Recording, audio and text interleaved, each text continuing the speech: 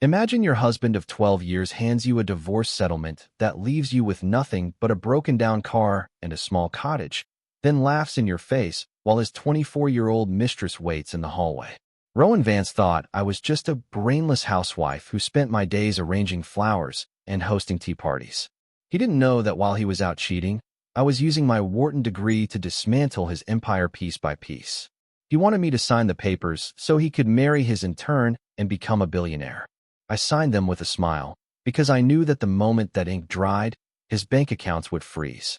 Before we see how I turned a $50 million company into a pile of ash in just 10 minutes, let me know where you're watching from and subscribe, because this is the ultimate lesson in never underestimating a woman with a plan. The conference room on the 82nd floor of the Sterling Holloway building felt like the inside of a refrigerator. It was all glass, steel, and expensive wood that smelled like lemon oil and old money. Rowan was sitting across from me, looking like he owned the entire island of Manhattan. He was wearing a suit that cost more than some people make in a year, and he kept checking his gold watch like my presence was a waste of his very valuable time. He didn't look like the man I had married 12 years ago. That man was broke, hungry, and full of dreams. This man was just full of himself. Arthur Holloway, the lawyer who made a living out of making sure rich men stayed rich and their wives stayed poor, pushed a thick stack of papers toward me. He didn't even look me in the eye. To him, I was just another line item to be erased. Rowan leaned back in his leather chair and smirked. He looked at me like I was a piece of gum he'd found on the bottom of his shoe. "Just sign it, Anna," Rowan said, his voice flat and bored. "We've been over this for 6 months. You get the Vermont house and the Audi. I get the company. It's fair. You've never worked a day in your life. You wouldn't even know what to do with a logistics firm. You spent 10 years picking out curtains while I was building an empire." I looked at the papers. Rowan had worked very hard with Arthur to hide the truth. They had moved money into offshore accounts in the Cayman Islands. They had created shell companies with names like Nebula Holdings to hide the cash he was using to buy a penthouse for his new girlfriend, Jessica. They thought I was the quiet, sweet Anna who only cared about the PDA and the garden club. They had forgotten that before I was a wife, I was a scholarship student who could read a balance sheet better than anyone in the room. "Rowan," I said, keeping my voice soft and steady, "I just want to make sure I understand. Once I sign this, everything is final? No matter what happens to the company tomorrow, I get the cash payout we agreed on today, and you get full control of the stock." Rowan laughed, a sharp, ugly sound. He looked at Arthur and shook his head. "She's worried about the stock, Arthur. Isn't that cute? Listen, Anna, the company is doing great. Better than ever. But yes, once you sign, it's a done deal. You can't come back next week asking for more money because you spent all yours on expensive yoga retreats. This is your one and only shot at a clean break." I picked up the cheap plastic pen I'd brought from home. Rowan had offered me a fountain pen worth $2,000, but I didn't want anything of his touching my hand. I looked at him one last time. I wanted to see if there was any regret, any tiny spark of the boy who used to bring me wildflowers in college. There was nothing, just greed and the desire to be rid of me. I signed the papers. My handwriting was clear and elegant. Anna Marie Vance. I pushed the folder back across the table. Rowan grabbed it so fast he almost ripped the paper. He checked the signature, his eyes glowing with a predatory kind of joy. He stood up immediately, buttoning his jacket as if he couldn't wait to run out of the room and into the arms of his intern. Finally, Rowan muttered. He looked at Arthur and gave him a thumbs up. "Arthur, get this filed before lunch. I want the final decree on my desk by Friday. I have a life to get back to." He turned to me, his hand on the heavy oak door. "You can keep the Audi, Anna. It'll look real nice parked in front of that little cottage. Maybe you can find a nice local guy to fix the roof for you. Goodbye." He walked out, the heavy door clicking shut behind him. Arthur Holloway started packing his briefcase, already moving on to his next victim. He didn't even say goodbye to me. I sat there for a second, feeling the silence of the room. It was the sound of 12 years ending. "Arthur," I said, standing up and smoothing my skirt. The lawyer looked up, annoyed. "Yes, Mrs. Vance. I believe we're finished here. I just thought you should know," I said, putting on my sunglasses. "Rowan told me to check my email, but I think he's the one who needs to check his." I sent a little gift to the board of directors and the SEC Enforcement Division about 10 minutes ago. I scheduled it for right after the signing. Arthur's face went still. What are you talking about? Rowan is very good at business, I said, walking toward the door. But he's very bad at passwords. Vance Empire wasn't exactly hard to guess. Enjoy the audit, Arthur. I hear the SEC is particularly thorough this time of year. I walked out of the law firm and into the bright New York sun. I felt lighter than I had in a decade. I walked past a shiny black SUV where Jessica was sitting in the front seat, checking her reflection in the visor mirror. She saw me and gave me a smug little wave. I just smiled and kept walking. Behind those glass walls in the conference room, Rowan's phone was about to explode. Back inside, Rowan was standing in the hallway, laughing with his assistant about a dinner reservation when his phone buzzed. Then it buzzed again, and again. It wouldn't stop. He pulled it out, expecting a congratulatory text from his partners about the German merger. His face turned the color of old ashes. The first email was from the chairman of the board. The subject line was, "Immediate suspension and emergency audit." Rowan's thumb shook as he scrolled. There was a second email from the Securities and Exchange Commission. It was an official notice of investigation into Vance Logistics for misappropriation of funds and falsification of revenue. "Arthur," Rowan screamed, bursting back into the conference room. "Arthur, look at this. What did she do? What did she do?" Arthur was staring at his own laptop, his jaw hanging open. "Rowan, the stock. It's tanking. The news just hit the wire. Someone leaked the internal ledgers. The private ones. The ones in your home office." "That's impossible," Rowan roared, slamming his fist into the mahogany table. "Those files are encrypted. She doesn't even know how to use a computer. She's a Wharton graduate with a degree in forensic accounting, Rowan," Arthur said, his voice trembling. "Did you actually look at her resume before you married her? Or did you just look at her face?" Rowan felt like the floor was falling out from under him. He grabbed his phone and tried to call his CFO, but the line went straight to voicemail. He looked at the Bloomberg terminal in the corner of the room. The ticker for Vance Logistics was a sea of red. In less than 5 minutes, the company's value had dropped by 40%. "I have to stop it," Rowan gasped, pacing the room like a caged animal. "I have to call the board. I'll tell them it's a mistake. I'll tell them she's a crazy, vengeful ex-wife who made it all up." "You can't," Arthur said, looking at the screen with horror. "The documents she sent, they have your digital signature. They have the timestamped transfers to the Cayman accounts. They even have the photos of the doctored manifests. This isn't a rumor, Rowan. This is a mountain of evidence." But then the real hammer fell. Arthur looked down at the divorce settlement they had just signed. His eyes went wide behind his glasses. "Oh no," Arthur whispered. "What?" Rowan demanded, grabbing Arthur's shoulder. "What is it?" "The settlement," Arthur said, his voice barely a squeak. "You insisted on a flat cash payout to Anna based on the current valuation of the company. You insisted that the stock remain yours and yours alone, so she wouldn't benefit from the merger." "Yes, so?" "Rowan, the company was valued at $50 million yesterday. You agreed to pay her 10% of that in cash, $5 million, to be paid out of the joint reserves immediately upon signing. You signed the warranty stating that the company's valuation was accurate and that you were responsible for all liabilities. And today," Arthur said, pointing at the red screen, "the company is worth zero. Actually, it's a liability. But you still owe her that $5 million in cash. And since the joint reserves were funded by the company accounts which are now frozen by the SEC, Rowan, you're personally liable for that $5 million. You've just agreed to pay her everything you have left for a company that doesn't exist anymore." Rowan fell back into his chair. He looked at the folder on the table. The signature he had been so happy to see just minutes ago now looked like a death warrant. He had fought so hard to rob her, to leave her with nothing, that he had walked right into a trap she had been building for 6 months. He had treated her like a piece of furniture for 12 years. He had assumed she was crying in the master bedroom while he was out with Jessica. He never realized that while he was sleeping, she was sitting in his office, quietly downloading every sin he had ever committed. He thought he was the hunter. He never realized he was the prey. Outside, I was sitting in a small park 3 blocks away, eating an ice cream cone. The sun was warm on my face. My phone buzzed in my pocket. It was a text from the private investigator I'd hired months ago. "The hawk has landed. SEC is at the front door. Rowan is still in the building." I didn't reply. I just finished my ice cream and watched the people walk by. For 12 years, I had been Anna Vance, the wife. The accessory. The woman who made sure the house was perfect and the dinner was hot. I had dimmed my own light to make sure Rowan could shine. I had let my career go so he could build his. And he had thanked me by trying to leave me in the dirt. But I wasn't in the dirt. I was on the bench, and for the first time in a very long time, I was free. I looked at the gold wedding band on my finger. It felt heavy. I took it off and dropped it into a nearby trash can.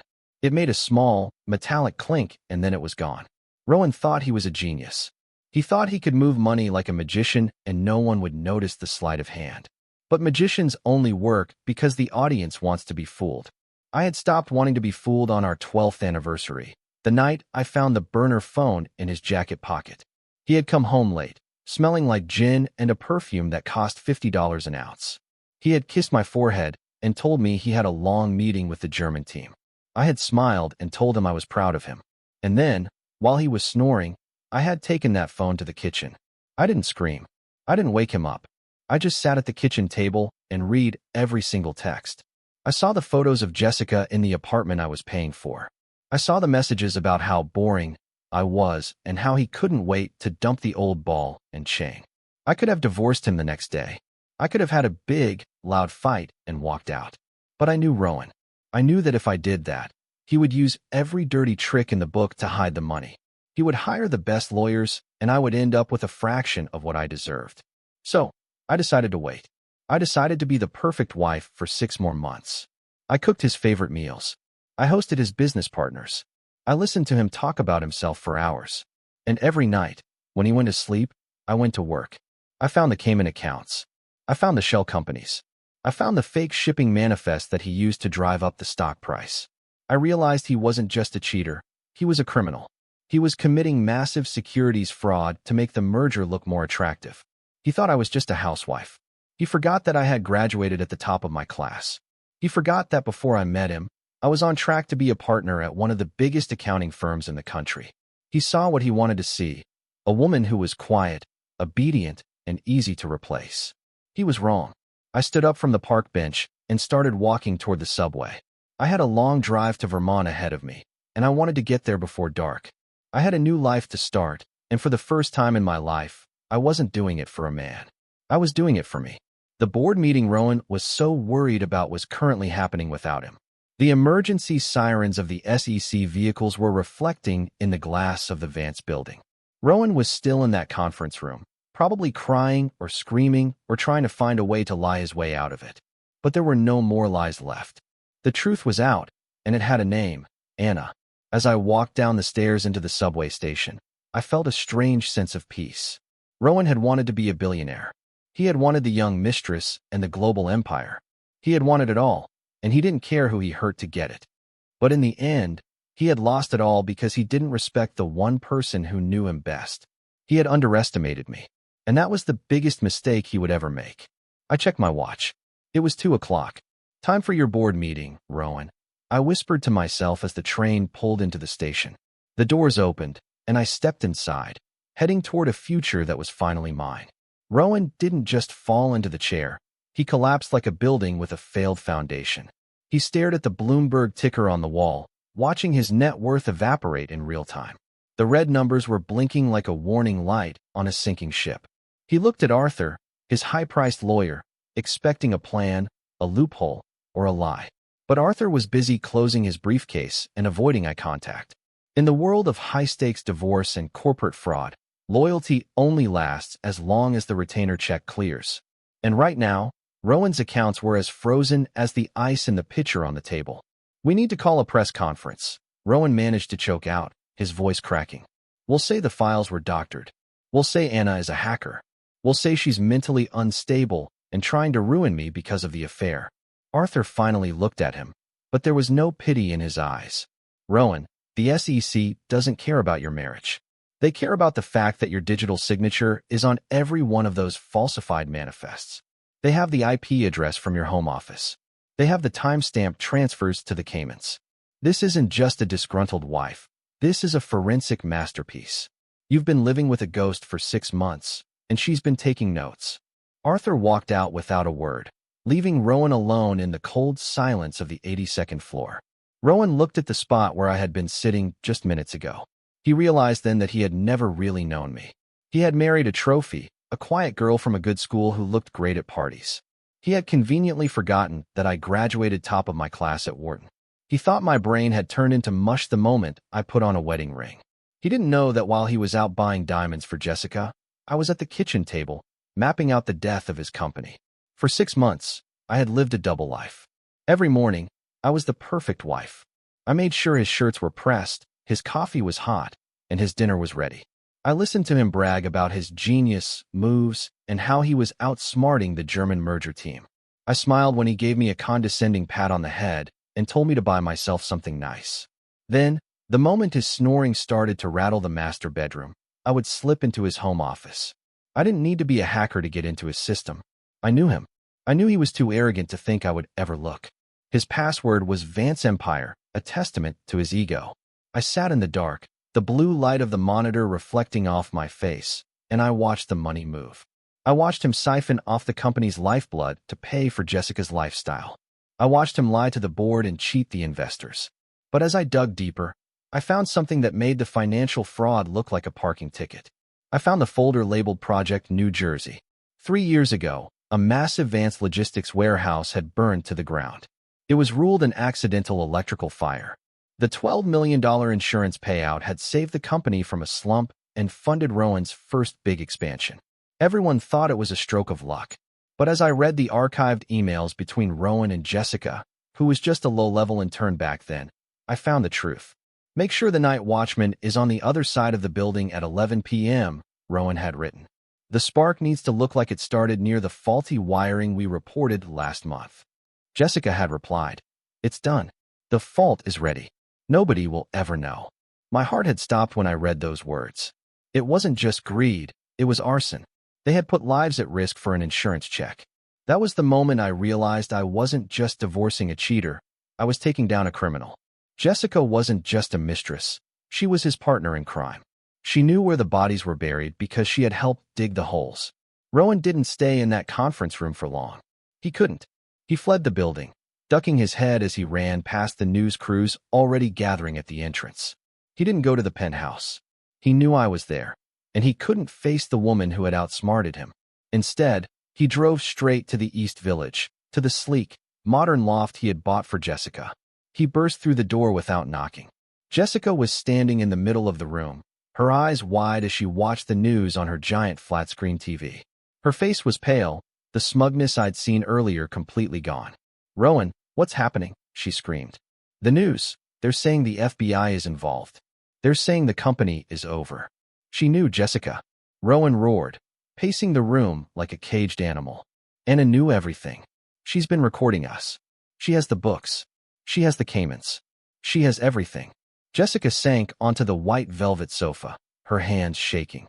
"Does she have the warehouse?" The room went dead silent. The only sound was the hum of the refrigerator.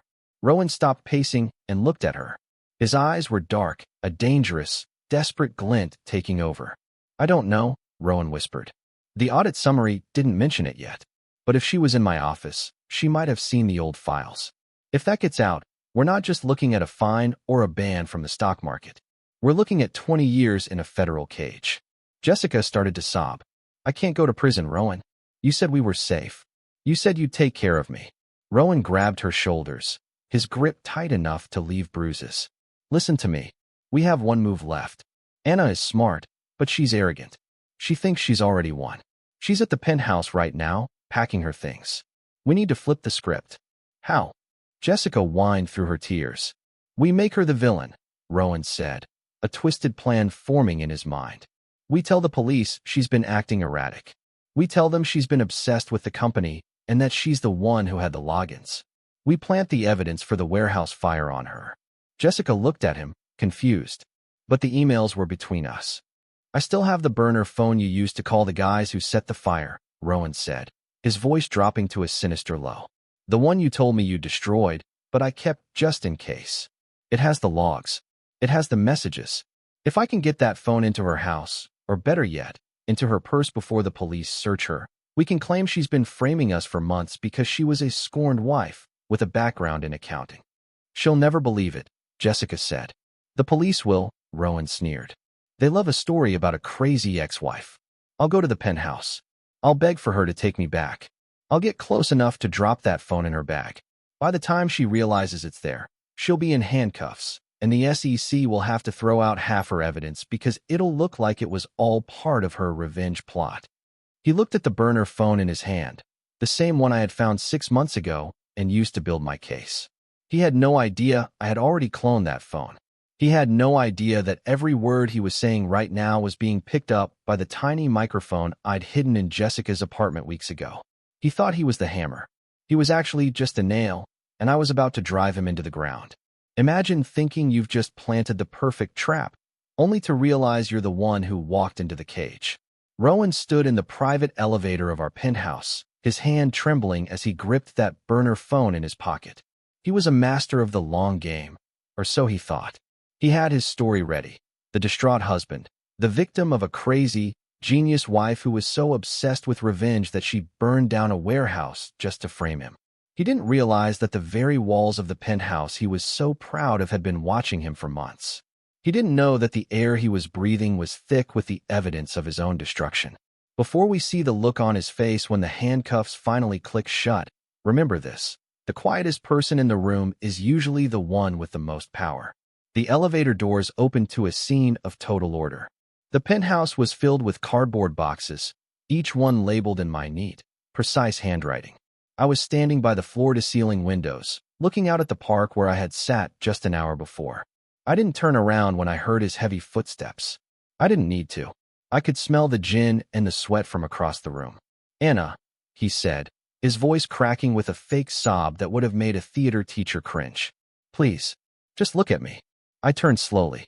He looked like a man who had been through a war, but I knew better. I saw the calculated glint in his eyes. I saw the way he glanced at my leather tote bag sitting on the kitchen island. "You have 5 minutes, Rowan," I said, my voice as cold as the ice in the Hudson. "I'm almost done here. Leo is at my mother's. He doesn't need to see you like this.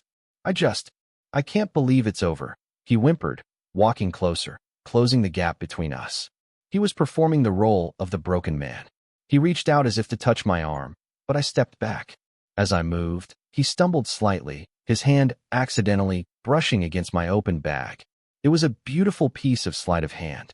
If I hadn't been expecting it, I never would have noticed the small, dark object he dropped into the side pocket. "I'm going to lose everything, aren't I?" he asked, looking up at me with watery eyes. "You already have, Rowan," I said. "Now please leave. I have a new life to start." He nodded, wiped his face, and turned toward the door. The second the elevator doors closed behind him, his face changed. I watched it happen on the hidden camera feed on my phone. The sadness vanished. A twisted, ugly grin took over. He pulled out his own phone and dialed 911 before he even hit the lobby. "Emergency," he whispered into the phone, his voice suddenly full of high-pitched panic. "I need help. My wife, Anna Vance. She's at the penthouse. She just admitted to me that she's the one who burned down our New Jersey warehouse. She's acting crazy. She said she's going to finish what she started. I think she has the trigger device in her bag right now. Please hurry." He stepped out into the lobby, leaning against the marble pillar, waiting for the show to begin. He didn't have to wait long. Within minutes, the quiet street was flooded with the scream of sirens. 3 police cruisers and a black unmarked car screeched to a halt in front of the building. Detective Ray Thorne, a man known for being the most stubborn investigator in the city, stepped out, chewing on a toothpick. Rowan ran up to them, gesturing wildly. "She's upstairs. Penthouse A. She has the phone. She showed it to me. She said she'd destroy me like she destroyed the warehouse." They rode the elevator up in silence. Rowan was practically vibrating with excitement. He could already see the headlines: "Scorned wife arrested for arson, CEO exonerated." He thought he was about to get his life back. He thought he was about to win. The elevator doors opened, and the police burst into the room. I was sitting at the kitchen island, calmly sipping a glass of water. My tote bag was sitting exactly where Rowan had left it. "Anna Vance." Detective Thorne barked. "Your husband has made a very serious allegation. We have a warrant to search your person and your property for evidence related to the New Jersey arson." "Of course, Detective," I said, standing up. I didn't look at Rowan, who was standing in the back, trying to look horrified. "Search whatever you like." "The bag!" Rowan screamed, unable to contain himself. Check the side pocket of the bag. That's where she keeps it. Thorne looked at Rowan, then at me. He pulled on a pair of latex gloves and reached into the bag. He pulled out the small, black burner phone. Rowan let out a gasp of pure shock. There! Rowan yelled. I told you. She's a monster. She's been framing me this whole time. Detective Thorne held the phone up, looking at it under the bright lights of the kitchen. Then he looked at Rowan. This is interesting, Mr. Vance. You knew exactly which pocket it was in. And you knew exactly what it was. Because she showed it to me. Rowan stammered. She bragged about it. That's funny, I said, setting my water glass down. Because I've never seen that phone before in my life. But I did see you put it there 3 minutes ago. Rowan laughed, a high, nervous sound. She's lying. She's desperate. Am I? I asked. I picked up my remote and pointed it at the wall. A hidden screen descended, and a video began to play. It was the footage from the camera I'd hidden in the light fixture. The room watched in total silence as the video showed Rowan stumbling toward my bag. It showed his hand reaching into his pocket, pulling out the burner phone, and dropping it into the tote. It showed him looking around to make sure I wasn't watching.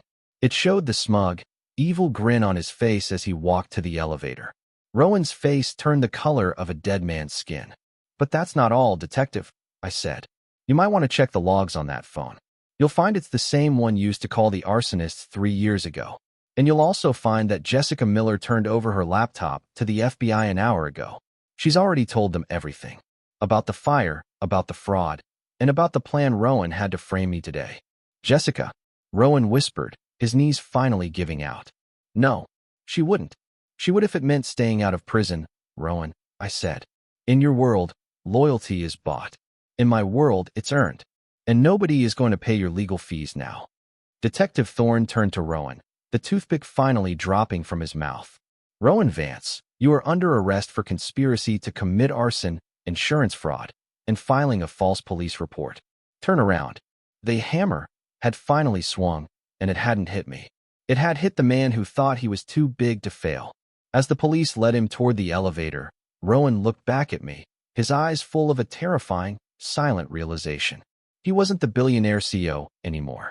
He was just a man in a cheap suit, heading toward a cold cell.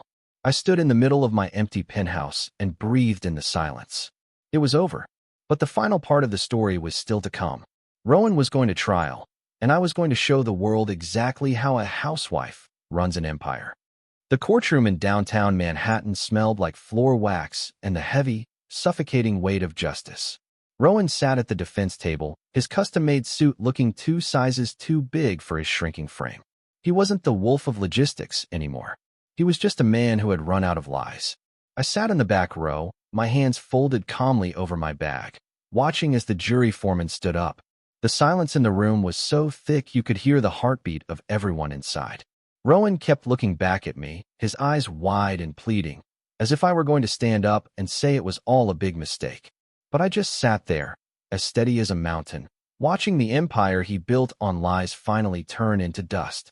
On every count, from conspiracy to commit arson to massive securities fraud, the word was the same: guilty. Rowan flinched every time the foreman said it, like he was being hit by a physical hammer. 14 times the word guilty rang through the room. When the judge sentenced him to 25 years in federal prison, Rowan finally broke. He didn't look like a titan of industry then. He looked like a scared little boy. He turned around as the marshals moved in, shouting my name across the crowded room, begging me to tell the judge he did it all for us. I didn't say a word. I just stood up, turned my back on him, and walked out into the fresh air of a world that was finally mine. 3 months later, the sign on the front of the company headquarters had changed. It wasn't Vance Logistics anymore. It was Vantage Global Solutions. I didn't want the CEO title. I hired a man with 30 years of honest experience to run the day-to-day work. But I remained the majority owner and the one who made sure the company finally had a soul. We spent the first few weeks cleaning out the corruption. We found the pension funds Rowan had stolen and put them back. We set up a fund for the families of the workers affected by that warehouse fire 3 years ago. We proved that you could make a profit without making a victim out of everyone you touched. I moved to the cottage in Vermont, just like the divorce papers said I would. But it wasn't the shack Rowan had described. It was a beautiful, historic farmhouse surrounded by hills that turned bright orange and red in the autumn. My son, Leo, finally had a backyard where he could run until his legs were tired.